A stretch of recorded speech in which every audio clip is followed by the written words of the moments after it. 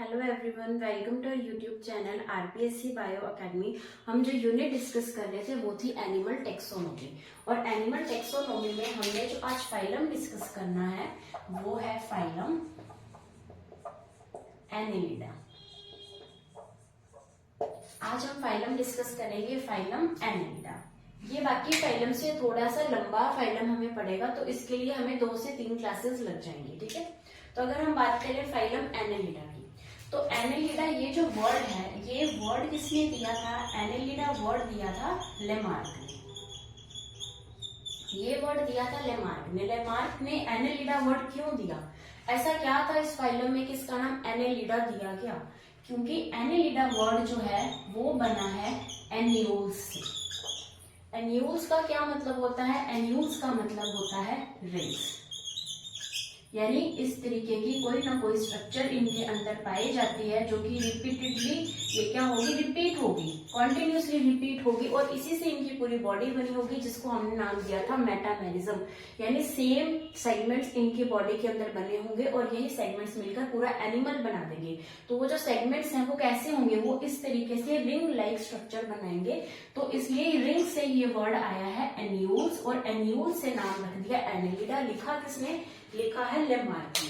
अगर हम बात करें कि ये वर्ड लेमार्क ने दिया, ये हमारे लिए इसलिए इंपॉर्टेंट हो जाता है क्योंकि ये क्वेश्चन असिस्टेंट प्रोफेसर 2016 में पूछा जा चुका है कि एनेलिडा वर्ड किसने दिया। तो एनेलिडा वर्ड दिया था लेमार्क ने। अगर हम बात करें इसके हैबिटेट की, कि एनेलिडा के जो एनिमल्स हैं वो कौन कौन से हैबिटेट में पाए जाते हैं, अगर हम इसके हैबिटेट की बात करें तो एनिमल्स होंगे जो एक्वेटिक भी होते हैं, और कुछ ऐसे एनिमल्स भी होंगे जो सीधा ही मॉइस्ट सॉइल के अंदर पाए जाते हैं, यानी बर्रोइंग एनिमल्स। ठीक है, अगर हम बात करें एक्वेटिक की, तो एक्वेटिक एनिमल्स के अंदर जो वाटर है वो फ्रेश वाटर भी हो सकता है, और जो वाटर है वो मैराइन वाटर यानी समुद्री पानी भी हो सकता है। अगर हम बात करें फ्रेश वाटर की, ऐसे एनिमल्स जो फ्रेश वाटर में रहते हैं, तो इसका एग्जाम्पल आ जाएगा हिरुडिनेरिया। हिरुडिनेरिया, हिरुडिनेरिया क्या है? हिरुडिनेरिया है लीच, जिसे हम हमारी कॉमन लैंग्वेज में बोलते हैं जोंक। तो जोंक कैसी है? जोंक है फ्रेश वाटर। ठीक है, अगर हम बात करें मेराइन या फिर समुद्री की, तो इसके एग्जाम्पल आ जाएंगे जैसे कि नीडीज, जैसे कि कीटोपटेरस। कीटोपटेरस को पैडल वर्म भी कहा जाता है। जब हम क्लासिफिकेशन पढ़ेंगे तो हम पढ़ेंगे इनके कॉमन नेम्स भी।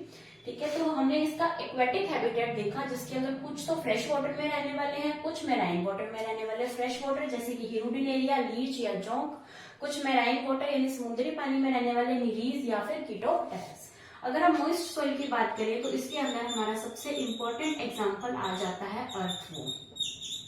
ये हमारे लिए क्यों इंपॉर्टेंट है? इसलिए क्योंकि ये हमारे सिलेबस में अलग से दिया हुआ है, इसलिए हमने अर्थवॉर्म की जहां जहां हमें जो भी कैरेक्टर स्पेशलाइज्ड मिलता है हमने वो याद रखना है। वैसे हम अर्थवॉर्म अलग से भी करने वाले हैं। ठीक है, तो हमने स्टार्ट किया phylum Annelida. Annelida word annual से लिया गया है, जिसका मतलब है रिंग्स, यानी रिंग्स से ही इनकी पूरी की पूरी बॉडी बनी हुई है। ये वर्ड लेमार्क ने दिया था। ये एक्वेटिक इनका हैबिटेट हो सकता है, कुछ मॉइस्ट सॉइल में भी रहते हैं। ठीक है, अभी हम इसके आगे कैरेक्टर्स के बारे में बात करते हैं।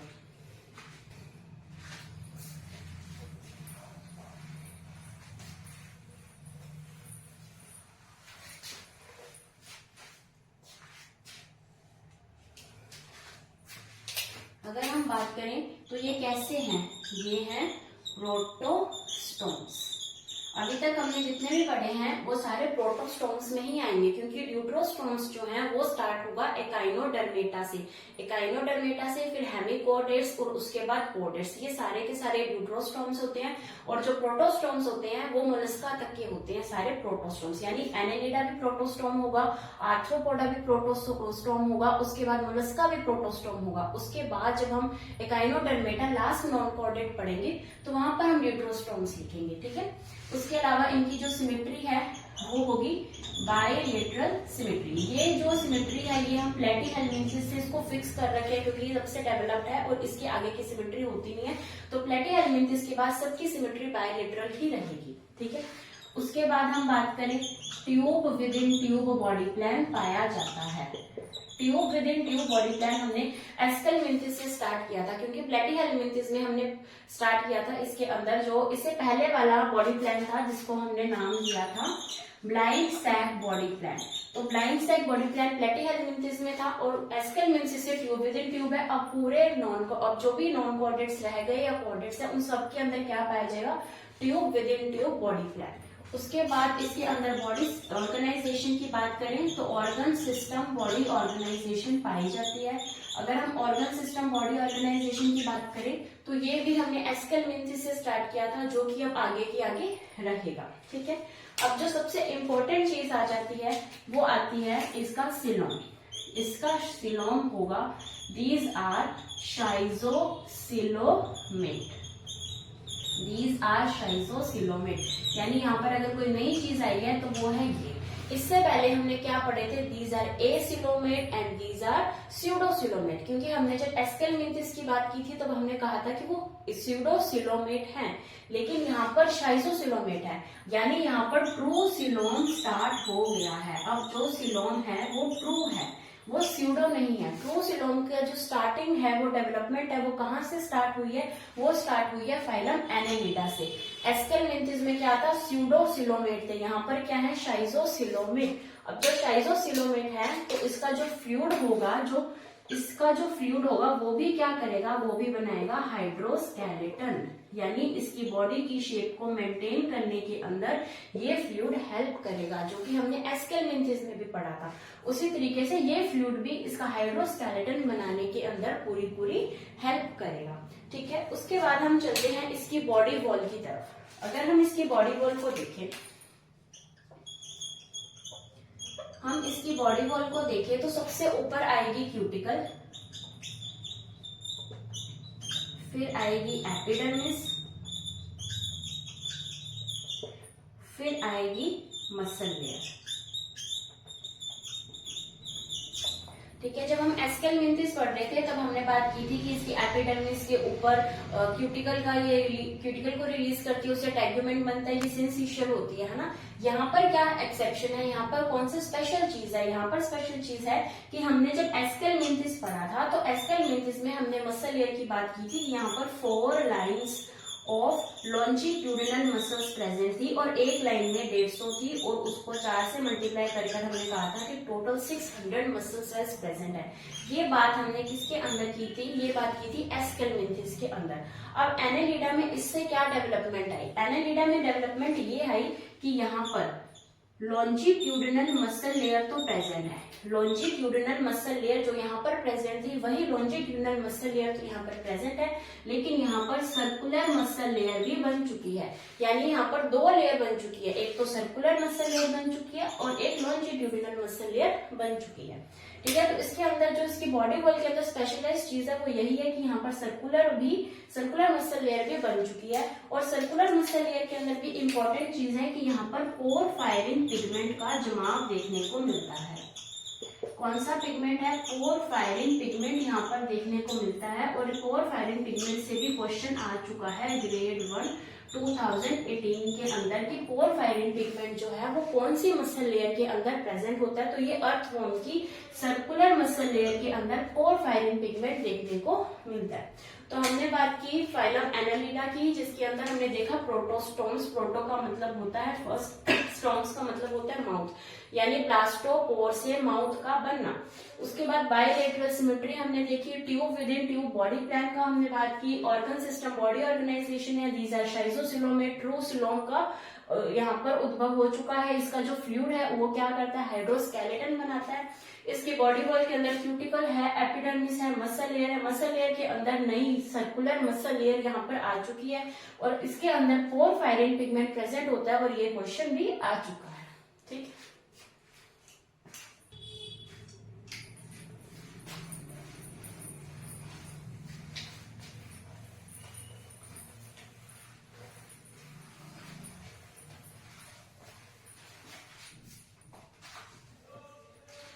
अगर हम बात करें इसके अंदर एक स्पेशल स्ट्रक्चर, एक स्पेशल चीज देखने को मिलती है जिसका हमने नाम दिया था मेटामेरिज्म। मेटामेरिज्म यहाँ पर हमें देखने को मिलता है। मेटामेरिज्म के अंदर इसका जो ईच सेगमेंट है, ईच मेटामियर है या ईच सेगमेंट जो है उसे एक नेम दिया जाता है जिसका नाम है एन्यूलाई। यहाँ पर एन्यूलाई हमें देखने को मिलता है। ठीक है, उसके बाद अगर हम बात करें इसके अंदर उसके बाद अगर हम बात करें मेटामेरिज्म के बाद हम बात करते हैं लोकोमोशन की, कि क्या यहाँ पर कोई लोकोमोटरी ऑर्गन्स प्रेजेंट होते हैं। अगर हम बात करें लोकोमोशन की, तो लोकोमोशन यहाँ पर सीटी से भी हो सकता है, यहाँ पर पैरापोडिया से भी लोकोमोशन हो सकता है। ये एनिमल पर डिपेंड करेगा कि कौन से ऐसे ऑर्गन है जिससे होगा। ठीक है, अगर हम बात करें अर्थवॉर्म की, हमारे सिलेबस में अर्थवॉर्म है तो हम इसी का ही एग्जांपल लेके चल रहे हैं। अगर हम बात करें अर्थवॉर्म की, तो अर्थवॉर्म में प्रेजेंट होते हैं सीटे फॉर लोकोमोशन। अगर हम बात करें निरीज की, तो यहाँ पर पैरापोडिया भी प्रेजेंट होंगे और यहाँ पर सीटे भी कहीं कहीं देखने को हमें मिल सकते हैं। ठीक है, अगर हम बात करें कि इसके अंदर जो पैरापोडिया है वो लोकोमोशन में तो हेल्प करते ही हैं, हमें पता है, हमने लोकोमोटरी ऑर्गन के अंदर ही लिखा है, तो लोकोमोशन में तो हेल्प करेंगे ही, प्लस ये रेस्पिरेशन के अंदर भी हमें हेल्प करते हैं। हमें तो नहीं, निरीज को हेल्प करते हैं। इसके दो काम है, एक तो लोकोमोशन और रेस्पिरेशन में भी हेल्प करते हैं। कौन? पैरापोडिया। पैरापोडिया है क्या? पैरापोडिया एक लोकोमोटरी ऑर्गन है जो कि निरीज के अंदर पाया जाता है। अब कुछ ऐसे भी होंगे जिसके अंदर कोई लोकोमोटरी ऑर्गन प्रेजेंट नहीं होगा, जैसे कि हिरुडिनेरिया, जैसे कि इसका और नेम हमने पढ़ा था लीच, जोंक। जैसे कि हिरुडिनेरिया है, इसके अंदर कोई भी लोकोमोटरी ऑर्गन प्रेजेंट नहीं होता, लेकिन इसके लिए इसको एडेप्टेशन है क्या कि यहाँ पर प्रेजेंट होंगे सक्कर्स, चूषक जिसे बोला जाता है, सक्कर्स प्रेजेंट हो गए, जिससे कि ये किसी भी बॉडी के साथ अपना वहां पर उसको अटैच करके वहां से जो है ब्लड को सक कर सकती है। इसलिए हम जब डाइजेस्टिव सिस्टम पढ़ेंगे तब हम पढ़ने वाले हैं कि जो ऐसे एनिमल्स जो ब्लड को सक करते हैं उन्हें क्या बोला जाता है, तो वो प्रॉपर्टी भी फाइलम एनालिडा के अंदर पाई जाती है। तो हमने देखा इसका मेटामेरिज्म के अंदर ईच मेटामियर को हमने क्या बोला? एन्यूली। और हमने एनालिडा वर्ड कहाँ से निकाला था?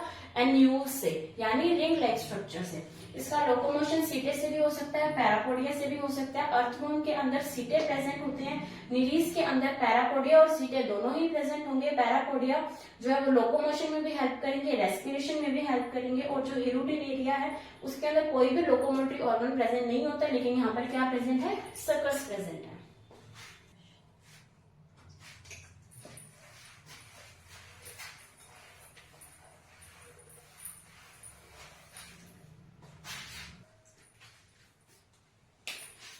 हम बात कर रहे थे अर्थवॉर्म की। अर्थवॉर्म के अंदर हमने अभी बात की थी क्या प्रेजेंट होती है? सीटी प्रेजेंट होती है।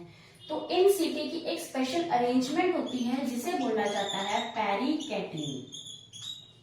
पेरिकेटिन अरेंजमेंट होती है। ये किसकी अरेंजमेंट है? यह सीटे की अरेंजमेंट कहाँ पर? अर्थवॉर्म में। तो पेरिकेटिन जो अरेंजमेंट है वो कैसी होती है? अगर ये एक एन्यूल है, यानी अर्थवॉर्म का एक सेगमेंट है, एक एन्यूलाई है, तो इस एन्यूलाई के अंदर सीटे किस तरीके से प्रेजेंट होंगे? इस एन्यूलाई के जो सीटे हैं वो पूरी बॉडी के अंदर इस तरीके से पेरिफेरी पर पूरे तरीके से फैले हुए होंगे। तो इस अरेंजमेंट, इस सीटे की इस अरेंजमेंट को क्या बोला जाता है? पेरिकेटाइन अरेंजमेंट। ठीक है, अभी हम इससे आगे चलते हमने अर्थवॉर्म के सीटे के बारे में बात कर ली। अब हम इसके आगे चलते हैं, हमारा जो है डाइजेस्टिव सिस्टम, यानी हम अब फिजियोलॉजी पर पहुंच चुके हैं। अगर डाइजेस्टिव सिस्टम की बात करें, हमने बात की tube with in tube body plan present होता है, तो हम क्या कह सकते हैं? एलिमेंट्री कैनाल कैसी होगी? एलिमेंट्री कैनाल होगी कंप्लीट, यानी माउथ एंड एनस बिल्कुल अलग अलग होंगे। यहाँ पर अब सर्कुलर मसल लेयर भी प्रेजेंट होगी और लॉन्जिट्यूडिनल मसल लेयर भी प्रेजेंट होगी, दोनों तरीके की मसल लेयर प्रेजेंट होगी। और स्पेशलाइज्ड चीज क्या है कि यहाँ पर जो डाइजेस्टिव ग्लैंड्स हैं वो बनने शुरू हो जाएंगे। पहला ऐसा फाइलम है जहां पर हमने डाइजेस्टिव ग्लैंड्स के बारे में बात की है। तो डाइजेस्टिव ग्लैंड्स का डेवलपमेंट कौन से फाइलम से स्टार्ट हो रहा है? फाइलम एनालिडा से स्टार्ट हो रहा है। उसके बाद कुछ एनिमल्स ऐसे हैं जो कि कैसे हैं? सैंग्विवोरस। ये सारे नहीं है, ये सम एनेलिड्स जैसे कि हेरुडिनेरिया, लीच, जैसे कि जोंक। तो ये कैसे हैं? ये है सैंग्विवोरस। सैंग्विवोरस एनिमल्स कौन से होते हैं? सैंग्विवोरस एनिमल्स वो होते हैं जो कि ब्लड को सक करते हैं, जिनका फूड क्या है? जिनका फूड है ब्लड। तो ऐसे एनिमल्स को क्या बोला जाता है? सैंग्विवोरस एनिमल्स। और ये सैंग्विवोरस एनिमल्स भी एनालिडा फाइलम के अंदर पाए जाते हैं। ठीक है, अभी हम इसकी जो एलिमेंट्री कैनाल है उसको देखते हैं।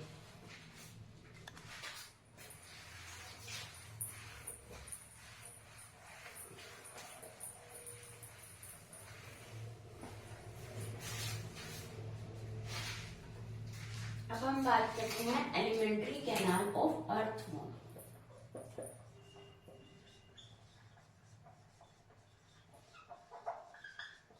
अर्थवॉर्म की एलिमेंट्री कैनाल कैसी होती है?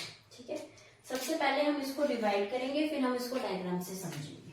ठीक है, सबसे पहले हम बात करते हैं अर्थवॉर्म में कितने सेगमेंट्स होते हैं। तो अगर हम अर्थवॉर्म के सेगमेंट्स की बात करें तो ये डेफिनेट है ही नहीं कि इतने होते हैं इतने होते हैं, ये इनडेफिनेट सेगमेंट्स होते हैं। ठीक है, तो सबसे पहली स्ट्रक्चर आएगी माउथ। जो अर्थवॉर्म का माउथ है वो एक स्नाउट लाइक स्ट्रक्चर बनाता है, जिसे क्या बोला जाता है? पेरिस्टोमियम। माउथ या फिर पेरिस्टोमियम ये कौन से सेगमेंट में प्रेजेंट होगा? फर्स्ट सेगमेंट में प्रेजेंट होगा। उसके बाद हम बात करते हैं बक्कल कैविटी। बक्कल कैविटी 1 से 3 सेगमेंट तक प्रेजेंट होगी। उसके बाद आएगी फेरिंग्स। फेरिंग्स प्रेजेंट होगी 4th सेगमेंट के अंदर। उसके बाद आएगी ईसोफेगस। ईसोफेगस प्रेजेंट होगी 5 to 7 सेगमेंट के अंदर। उसके बाद आएगा गिजार्ड। ये एक स्पेशल स्ट्रक्चर है जो कि हमारी बॉडी में नहीं पाई जाती, इसके अंदर पाई जाती है गिजार्ड। गिजार्ड होगा 8th सेगमेंट के अंदर। उसके बाद यहाँ पर पाया जाएगा स्टमक। स्टमक होगा 9 से 14 सेगमेंट्स के बीच में। फिर आएगी इंटेस्टाइन। इंटेस्टाइन जो है वो 15 सेगमेंट से स्टार्ट होगी और ये लास्ट तक रहेगी। लास्ट में कहां पर? लास्ट 15 से 25 सेगमेंट्स जो होंगे, इन 15 से 25 सेगमेंट्स को छोड़कर, यानी अगर हम यहां से स्टार्ट करें अर्थवॉर्म को और हम इसको यहां तक लेके जाएं, ठीक है, तो यहाँ पर अगर 15वां सेगमेंट है, ठीक है, और यहाँ लास्ट से हमने अगर 15 सेगमेंट छोड़ दिए तो यहाँ से लेकर यहाँ तक क्या प्रेजेंट होगी? इंटेस्टाइन प्रेजेंट होगी। यानी 15वें सेगमेंट से लास्ट से 15 से 25, ये वेरी कर सकते हैं अर्थवॉर्म के अंदर। तो 15 से 25 लास्ट के सेगमेंट को छोड़ देना है हमने, तो यहाँ से लेकर यहाँ तक क्या प्रेजेंट होगी? ये प्रेजेंट होगी इंटेस्टाइन। ठीक है,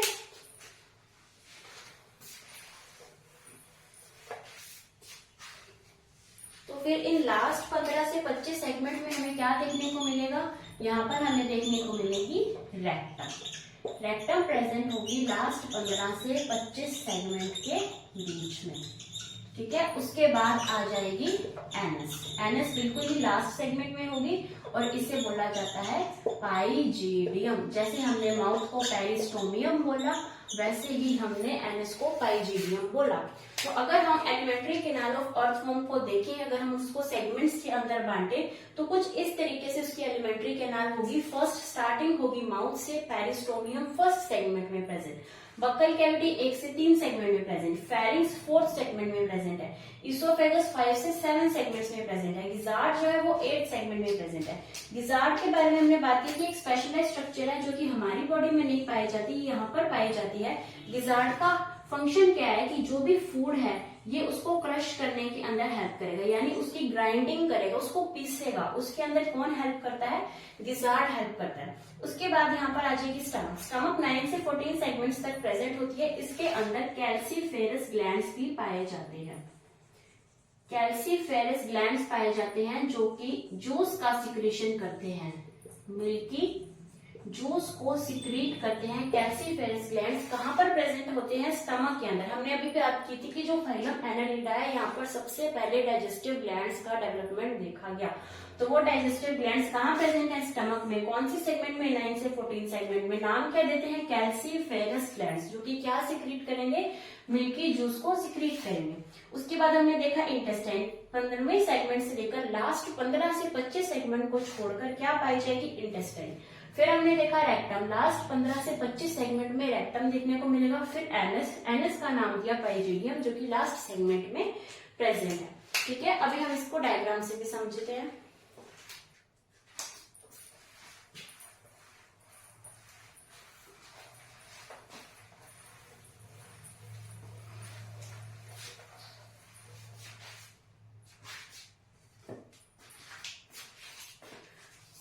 हमने स्टार्ट किया था माउथ से।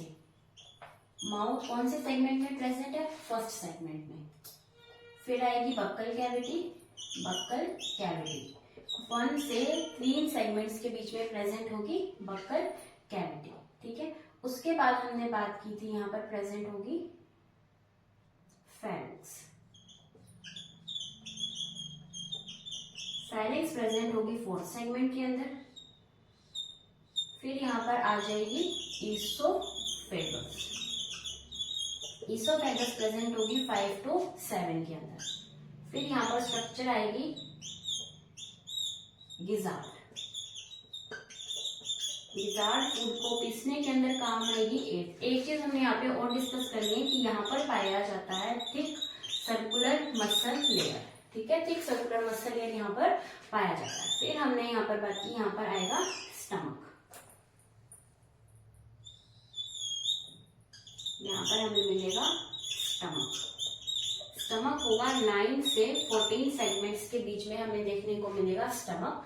ठीक है, उसके बाद यहाँ पर स्टार्ट हो जाएगी इंटेस्टाइन। कुछ इस तरीके से इंटेस्टाइन जो है यहाँ पर प्रेजेंट होगी।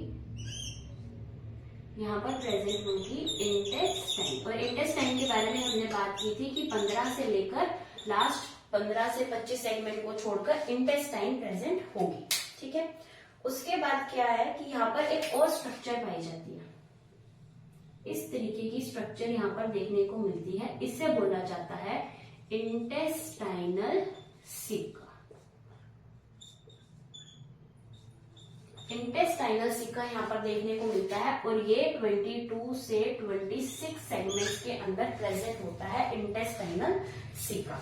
ठीक है, इसके बाद यहाँ पर 26 सेगमेंट्स हो गए हैं, तो 27 सेगमेंट से एक और स्ट्रक्चर देखने को मिलेगी। यहाँ पर 27 सेगमेंट से एक और स्ट्रक्चर देखने को मिलेगी जिसे बोला जाता है टिफ्लोसोल।